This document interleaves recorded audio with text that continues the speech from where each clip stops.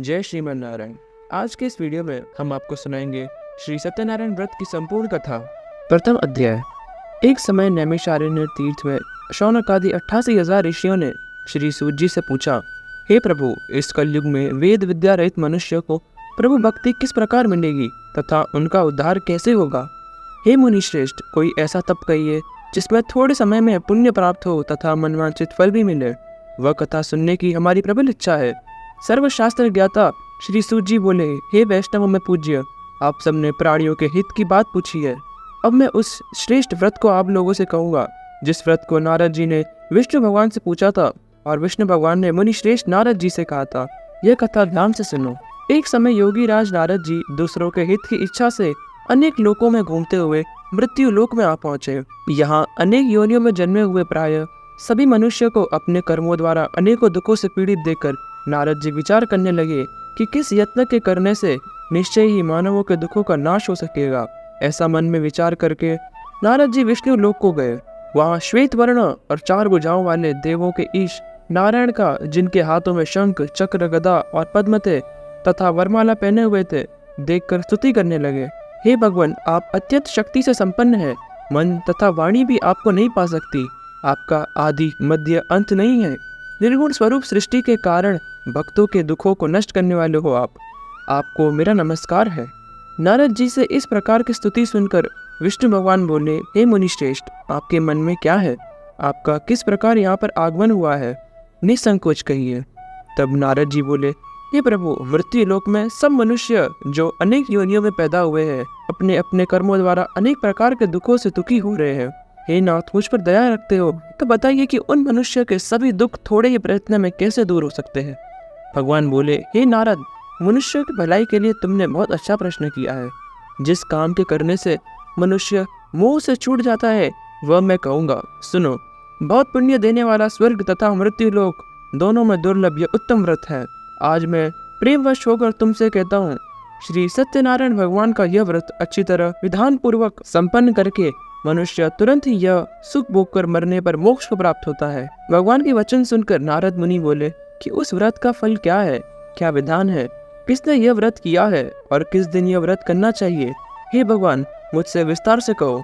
भगवान बोले, दुख शोक आदि को दूर करने वाला यह व्रत सब स्थानों पर विजयी करने वाला है। भक्ति और श्रद्धा के साथ किसी भी दिन को मनुष्य श्री सत्यनारायण की शाम के समय ब्राह्मणों और बंधुओं के साथ धर्म पारायण होकर पूजा करे। भक्ति भाव से नैवेद्य, केले का फल, घी और दूध, गेहूं का चूर्ण, सवाया लेवे। गेहूं के अभाव में साठी का चूर्ण, शक्कर अथवा गुड़ ले सकते हैं तथा भक्ति भाव से भगवान को अर्पण करे। बंधु बांधवों सहित ब्राह्मणों को भोजन करावे, पश्चात स्वयं भोजन करे। रात्रि में नृत्य, गीत आदि का आयोजन कर श्री सत्यनारायण भगवान का स्मरण करता हुआ समय व्यतीत करे। इस तरह व्रत करने पर मनुष्यों की इच्छा निश्चय ही पूरी होती है। विशेषकर कलिकाल में मृत्यु लोक पर यही मोक्ष का सरल उपाय है। इति श्री सत्यनारायण व्रत कथा का प्रथम अध्याय संपूर्ण। द्वितीय अध्याय। श्री सूत जी ने कहा, हे ऋषियों, जिसने पहले समय में इस व्रत को किया है उसका इतिहास कहता हूँ, ध्यान से सुनो। सुंदर काशीपुरी नगरी में एक अत्यंत निर्धन ब्राह्मण रहता था। वह भूख और प्यास से बेचैन हुआ पृथ्वी पर घूमता था। ब्राह्मणों से प्रेम करने वाले श्री भगवान ने ब्राह्मण को दुखी देखकर बूढ़े ब्राह्मण का रूप धारण करके उसके पास जाकर आदर से पूछा, हे विप्र, तुम नित्य ही दुखी होकर पृथ्वी पर क्यों घूमते हो? हे श्रेष्ठ ब्राह्मण, यह सब मुझसे कहो, मैं सुनना चाहता हूँ। ब्राह्मण बोला, मैं निर्धन ब्राह्मण हूँ, भिक्षा के लिए पृथ्वी पर फिरता हूँ। हे भगवान, यदि आप इससे छुटकारे का उपाय जानते हो तो कृपा करके मुझसे कहो। वृद्ध ब्राह्मण बोला कि श्री सत्यनारायण भगवान मनवांछित फल देने वाले हैं, इसलिए हे ब्राह्मण, तू उनका पूजन कर जिससे मनुष्य के सभी दुखों का नाश होता है और उसे मुक्ति मिलती है। ब्राह्मण को व्रत का सारा विधान बतलाकर बूढ़े ब्राह्मण का रूप धारण करने वाले श्री सत्यनारायण भगवान अंतर ध्यान हो गए। जिस व्रत को बूढ़े ब्राह्मण ने कहा है उसे मैं अवश्य करूंगा, यह निश्चय करने पर उस वृद्ध ब्राह्मण को रात्रि में नींद ही नहीं आई। वह सवेरे उठकर श्री सत्यनारायण भगवान के व्रत का निश्चय करके भिक्षा के लिए चल पड़ा। उस दिन उसको भिक्षा में बहुत धन मिला, जिससे बंधु बांधवों के साथ उसने श्री सत्यनारायण भगवान का व्रत किया। इसके करने से वह विप्र सब दुखों से छूटकर अनेक प्रकार की संपत्तियों से युक्त हो गया। उस समय से वह विप्र हर मास व्रत करने लगा। इस तरह सत्यनारायण भगवान के व्रत को जो करेगा वह सब पापों से छूटकर मोक्ष को प्राप्त होगा। आगे जो पृथ्वी पर सत्यनारायण भगवान का व्रत करेगा वह मनुष्य सभी दुखों से छूट जाएगा। इसी तरह नारद जी से नारायण का कहा हुआ यह व्रत मैंने तुमसे कहा। हे विप्रो, अब मैं तुमसे और क्या कहूँ। ऋषि बोले, हे मुनिश्रेष्ठ, संसार में इस विप्र से सुनकर किस किस ने इस व्रत को किया हम सब सुनना चाहते हैं। इसके लिए हमारे मन में श्रद्धा है। सूत जी बोले, हे मुनियो, जिस जिसने इस व्रत को किया है वह सब सुनो। एक समय यह वृद्ध ब्राह्मण धन और ऐश्वर्य के अनुसार बंधु बांधवों के साथ व्रत करने को तैयार हुआ। उसी समय एक लकड़ी बेचने वाला बूढ़ा आदमी आया और बाहर लकड़ियों को रखकर विप्र के मकान में गया। प्यास से दुखी लकड़हारा उनको व्रत करते देखकर विप्र को नमस्कार करने लगा और कहा कि यह आप किसका पूजन कर रहे हैं और इस व्रत के करने से क्या फल मिलता है, कृपा करके मुझसे कहिए। ब्राह्मण ने कहा, सब मनोकामना को पूर्ण करने वाला यह श्री सत्यनारायण भगवान का व्रत है। इनकी कृपा से मेरे यहाँ धन धान्य आदि की वृद्धि हुई है। विप्र से इस व्रत के बारे में जानकर लकड़हारा बहुत प्रसन्न हुआ। भगवान का चरणामृत ले और भोजन करने के बाद अपने घर को गया। लकड़हारे ने अपने मन में इस प्रकार का संकल्प किया कि आज ग्राम में लकड़ी बेचने से जो धन मिलेगा उसी से सत्यनारायण देव का उत्तम व्रत करूंगा। यह मन में विचार करके वह बूढ़ा आदमी लकड़ियों को अपने सिर पर रखकर जिस नगर में धनवान लोग रहते थे उस नगर में चल पड़ा। उस रोज वहां पर उसे उन लकड़ियों का दाम पहले दिनों से 4 गुना मिला। तब वह बूढ़ा लकड़हारा प्रसन्न होकर पक्के केले की फली, शक्कर, घी, दुग्ध, दही और गेहूं का चूर्ण इत्यादि श्री सत्यनारायण भगवान के व्रत की कुल सामग्रियों को लेकर अपने घर गया। फिर उसने अपने भाइयों को बुलाकर विधि विधान के साथ भगवान की पूजन की और व्रत किया। उस व्रत के प्रभाव से वह बूढ़ा लकड़हारा धन धान्य पुत्र आदि से युक्त हो गया और संसार के समस्त सुख को भोगकर वह वैकुंठ को चला गया। इति श्री सत्यनारायण व्रत कथा का द्वितीय अध्याय संपूर्ण। तृतीय अध्याय। सूत जी बोले, हे श्रेष्ठ मुनियो, अब आगे की कथा कहता हूँ, सुनो।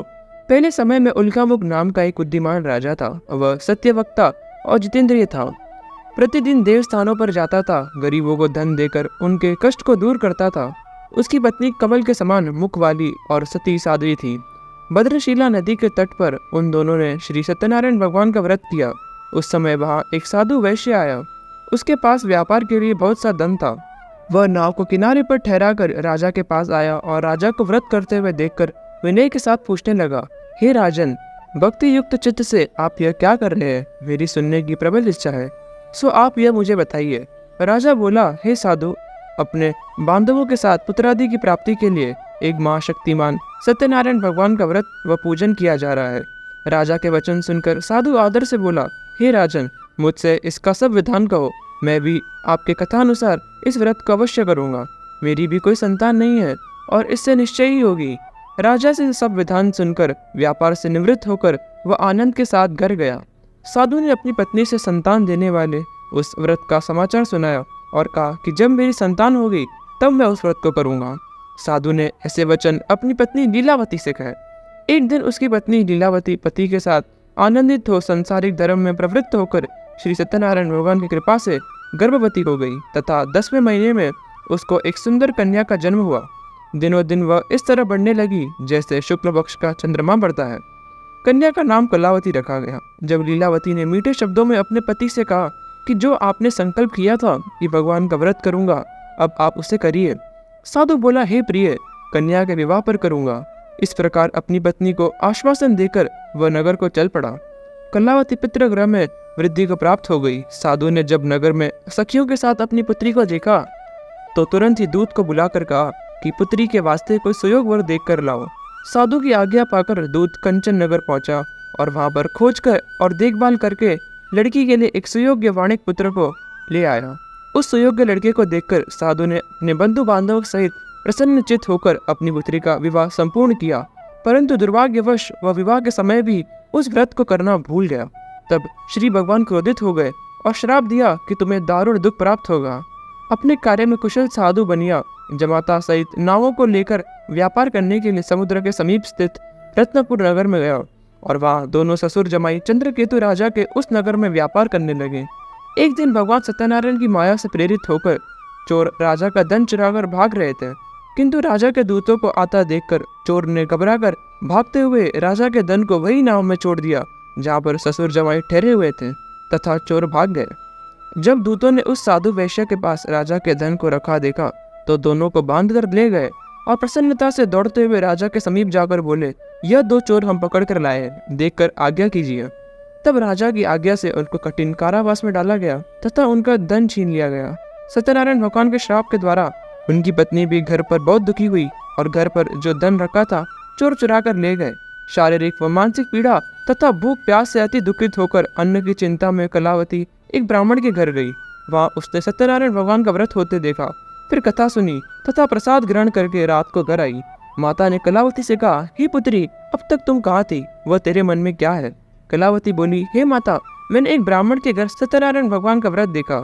कन्या के वचन सुनकर लीलावती भगवान के पूजन की तैयारी करने लगी। लीलावती ने परिवार और बंधुओं सहित श्री सत्यनारायण भगवान का पूजन किया और वर मांगा कि मेरे पति और दामाद शीघ्र ही आ जाए। साथ ही प्रार्थना की कि हम सबका अपराध क्षमा करो। सत्यनारायण भगवान इस व्रत से संतुष्ट हो गए और राजा चंद्रकेतु को स्वप्न में दर्शन देकर कहा, हे राजन, दोनों वैश्यों को प्रातः काल ही छोड़ देना और उनका सब धन जो तुमने रखा है वह वापस कर देना, नहीं तो मैं तेरा धन, राज्य, पुत्र आदि सब नष्ट कर दूंगा। राजा से ऐसे वचन कहकर भगवान अंतर्ध्यान हो गए। प्रातः काल राजा चंद्रकेतु ने सभा में अपना स्वप्न सुनाया। फिर दोनों वणिक पुत्र को कैद से मुक्त कर सभा में बुलाया। दोनों ने आते ही राजा को नमस्कार किया। राजा मीठे वचनों से बोला, हे महानुभावों, भावीवश ऐसा कठिन दुख प्राप्त हुआ है आप दोनों को, अब तुम्हें कोई भय नहीं। ऐसा कहकर राजा ने उनको नए 2 वस्त्र आभूषण पहनाए तथा उनका जितना धन लिया था उससे दुगना धन देकर आदर से विदा किया। दोनों वैश्य अपने घर को चल पड़े। इति श्री सत्यनारायण व्रत कथा का 3य अध्याय संपूर्ण। 4th अध्याय। सूत जी बोले, वैश्य ने मंगलाचार करके यात्रा आरंभ की और अपने नगर को चल पड़ा। उनके थोड़ी दूर निकलने पर दंडी वेशधारी श्री सत्यनारायण भगवान ने उनसे पूछा, हे साधु, तेरी नाम में क्या है? अभिमानवश वाणिक हंसता हुआ बोला, हे दंडी, आप क्यों पूछते हो? क्या धन लेने की इच्छा है? मेरी नाम में तो बेल और पत्ते भरे हैं। वैश्य का कठोर वचन सुनकर भगवान ने कहा, तुम्हारे वचन सत्य हो। दंडी ऐसा कहकर वहां से दूर चले गया। कुछ दूर जाकर समुद्र के किनारे बैठ गया। दंडी के जाने पर वैश्य ने नित्य क्रिया करने के बाद नाव को ऊंची उठी देखकर अचंबा किया तथा नाव में जाकर बेल पत्ते आदि देखकर मूर्छित हो गया। फिर मूर्छा खुलने पर अत्यंत शोक प्रकट करने लगा। तब उसके दामाद बोला कि आप शोक ना करें, यह दंडी का श्राप है, अतः उनकी शरण में चलना चाहिए, तभी हमारी मनोकामना पूर्ण होगी। दामाद के वचन सुनकर वह दंडी के पास पहुंचा और अत्यंत भक्ति भाव से नमस्कार करके बोला, मैंने जो आपसे असत्य वचन कहे थे उनको क्षमा करो। ऐसे कहकर महान शोकातुर वो रोने लगा। तब दंडी भगवान बोले, हे वणिक पुत्र, मेरी आज्ञा से बार बार तुम्हें दुख प्राप्त हुआ है, तू मेरी पूजा से विमुख हुआ है।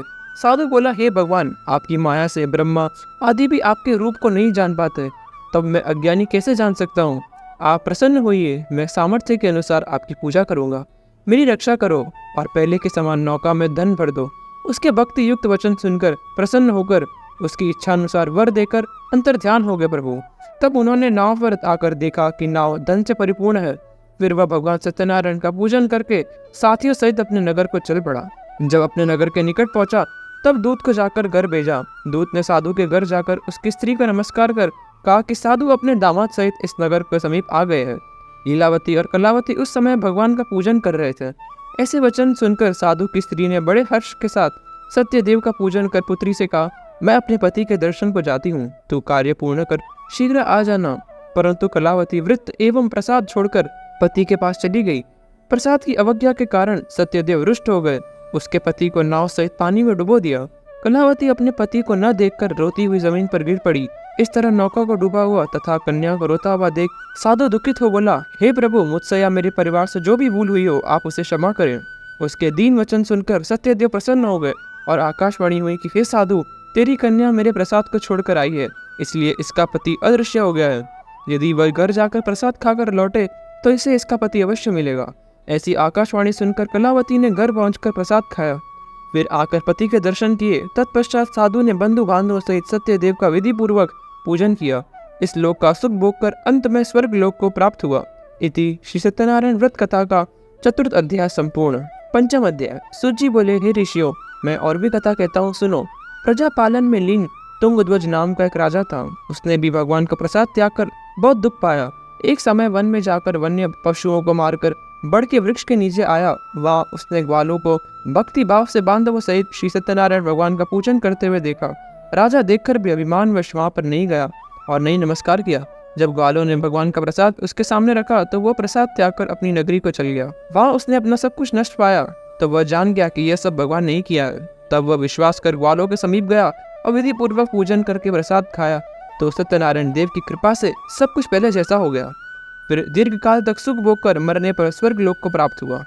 जो मनुष्य इस परम दुर्लभ व्रत को करेगा भगवान की कृपा से उसे धन धान्य की प्राप्ति होगी। निर्धन धनी और बंदी बंधन से मुक्त होकर निर्भय हो जाता है। संतानहीनों को संतान प्राप्ति होती है तथा सब मनोरथ पूर्ण होकर अंत में वैकुंठ को प्राप्त होता है। जिन्होंने पहले इस व्रत को किया है अब उनके दूसरे जन्म की कथा कहता हूँ, सुनो।